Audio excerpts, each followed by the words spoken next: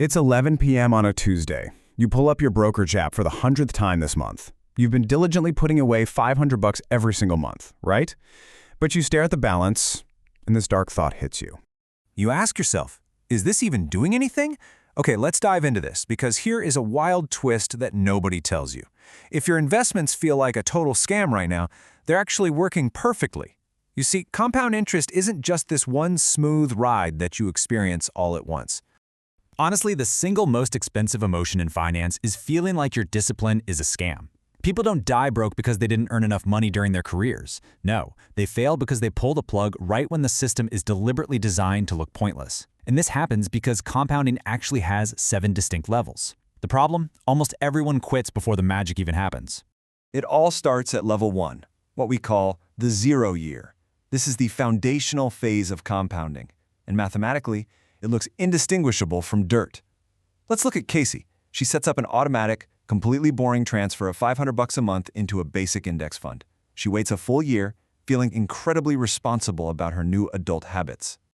But the reality of this first year? It's violently insulting. She invested $6,000 and her total profit is exactly $283. Now, what's really interesting about this slide is that $283 is barely enough for one decent grocery run nowadays. Her money is essentially acting like a polite piggy bank with severe social anxiety. Which ushers us right into level 2, the discouragement phase. This is a psychological torture chamber spanning years 2 through 5. By year 5, she's put in 30 grand, but her actual growth is less than $9,000. After 5 years of strict, unwavering discipline, she's earning just $10 a day in interest. $10! That won't even buy you a decent lunch anymore. This brings us to a massive behavioral test. We've got 2 paths here. Casey, she stays completely bored and just keeps investing her $500 a month.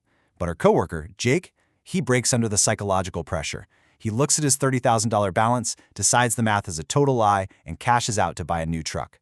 And the crazy part is, to him, it feels like a perfectly rational, justifiable decision at the time. But this psychological trap is exactly what destroys generational wealth. A famous Dalbar market study actually proved this. They found that average investors earned just 4.3%, while the market itself returned 8.2%. Why the massive gap? Because people kept pulling a Jake. They quit when the math looked flat, and in doing so, literally cost themselves half of their potential wealth. So, level 3, the first crossover. What happens if you simply refuse to quit? Around year 10, Casey's boring consistency finally crosses the 6-figure mark. Look, if you feel dumb for being at level 1 or 2 right now, you really need to hear this. You are not failing. You are just early. Charlie Munger famously said the first 100K is a total grind, but you just have to do whatever it takes to get there. So the crucial point here is how the math completely changes after this milestone. The first 100K took Casey 10 grueling years, but the second 100K, that takes only 5 years, and the third, just 3 years. This massive momentum unlocks level 4, your invisible best employee. This is a magical window spanning years 10 to 15.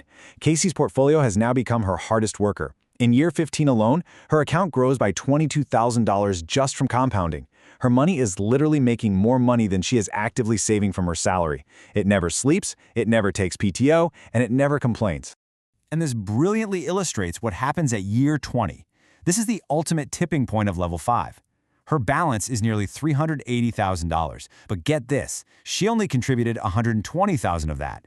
A massive $260,000 is pure, passive compounding growth. 2/3 of her wealth is now doing the heavy lifting, completely flipping the financial equation. By years 25 to 30, Casey enters level 6, the quiet millionaire. She's sitting on over $660,000, and her annual passive growth is hitting around $70,000. Think about that for a second. Her account is generating a full median American salary by doing absolutely nothing. This is that person driving a paid-off 2014 Camry who secretly has more security than anyone else on the block. Then we jump to level 7. This is the exponential phase at year 40.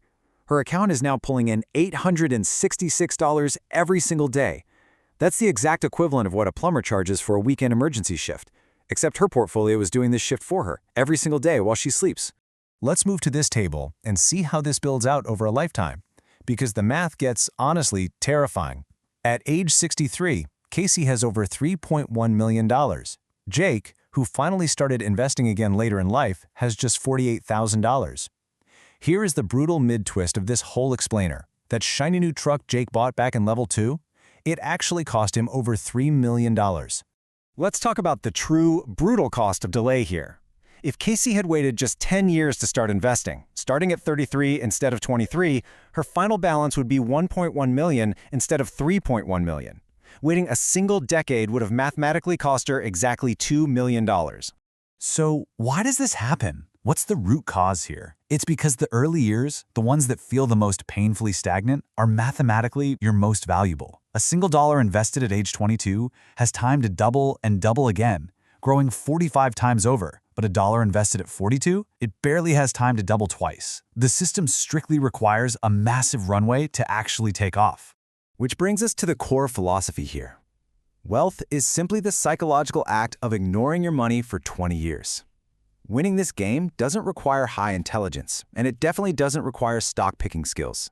It requires absolute endurance while the numbers silently refuse to show you what they're doing. So the ultimate question is this: are you going to pull a Jake, or are you going to let the math do the work? Think about exactly where you are on this journey right now. Drop a comment below and tell me which of the 7 levels you're currently surviving. And hey, if this explainer changed how you see your money, hit that subscribe button for more deep breakdowns. Let the math work, and I'll see you in the next explainer.